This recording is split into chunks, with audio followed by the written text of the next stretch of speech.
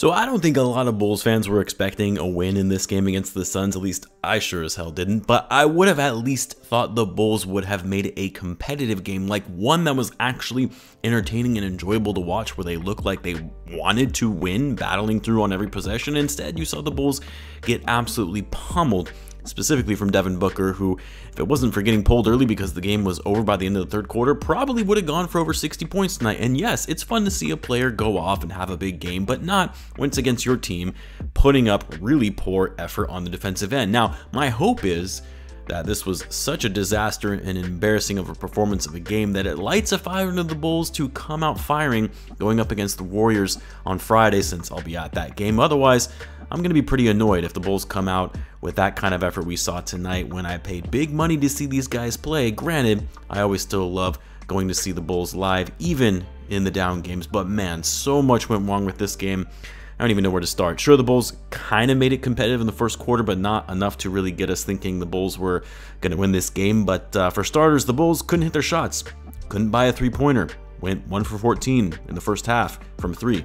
Closed out the game going 4 for 25 from 3. Even from the field overall, the Bulls, I guess they did okay from around 50%. But you would think when you miss that many threes, you would start making some adjustments and trying running different things with your offense. That's the thing. The Suns, they're a good defensive team, but they're not an elite defensive team compared to just how good they are on offense. You would expect the Bulls to still at least have an okay game on defense, despite the Suns still putting on a clinic on the offensive end. But no, the Bulls simply could not get it going. Poor shot selection, no rhythm and flow to their offense moving in transition.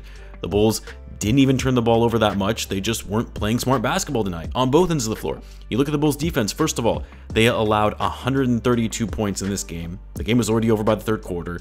They allowed the Suns to shoot 54% from the field, 48% from 3. Devin Booker put on an absolute clinic, 51 points on 20 for 25 shooting, 6 for 7 from 3. It wasn't like he scored 51 points on 40 shots. He was efficient, taking the right shots and fully exposed the Bulls' poor defensive effort. Like, if you're not going to make the right switch on me and allow me to just drive to the hoop, sure, I'll keep doing that.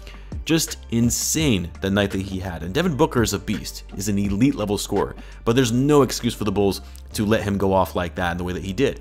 If you want to match up well against the other elite teams in the NBA, you don't allow anybody to cook you like that. It's not like the Bulls are the Houston Rockets or the Magic, where it's easy for a star player like Booker to go off and have a 50-piece with minimal defensive effort.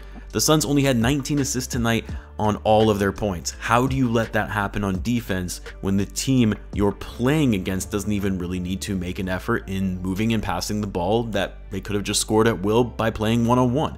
And I'm sorry, but some of these games where the Bulls play with this kind of effort, they look completely lost on offense. That's on coaching. I mean, you guys already heard my thoughts on the Bulls extending Billy Donovan, which for some reason they kept secret. Why? Why did they feel the need to extend him this early? You don't need to extend him now. Why would you not wait to see how the team performs and see if he's worthy of an extension?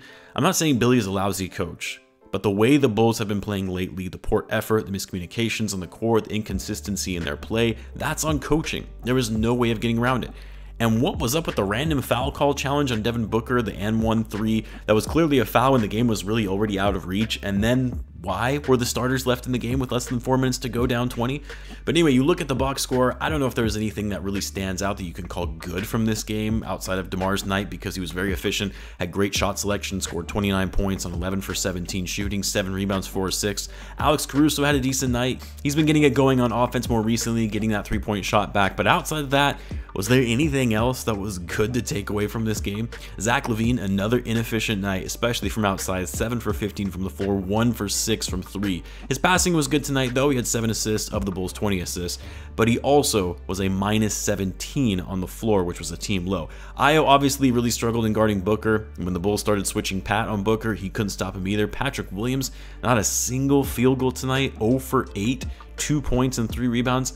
The guy really screwed my over and under 9.5 points tonight on Underdog Fantasy, which you guys should check out, by the way, link in the description. They're a sponsor of this channel. I mean, I thought Pat could at least put up 10 points. Sheesh.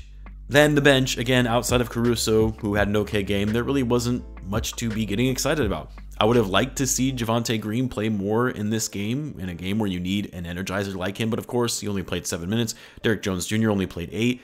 whatever. I don't even know what else there is to say about this game. All I know is the Bulls better come out with better effort on Friday against the Warriors. I don't think I can last seeing this team play like that live. Not only that, the game is also on national TV. I would prefer to not have my team get embarrassed on national TV yet again, like they did both times they played the Warriors last season. But anyway, I won't have a live chat for the game against the Warriors since I'll be at the game, and likely won't have a post-game video out until the following morning since I'll be getting in late.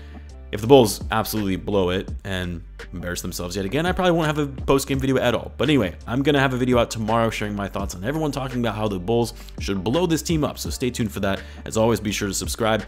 And if you're a Bulls fan, as I do post daily Bulls content. Thanks again for tuning in, guys, and I'll catch you in the next one.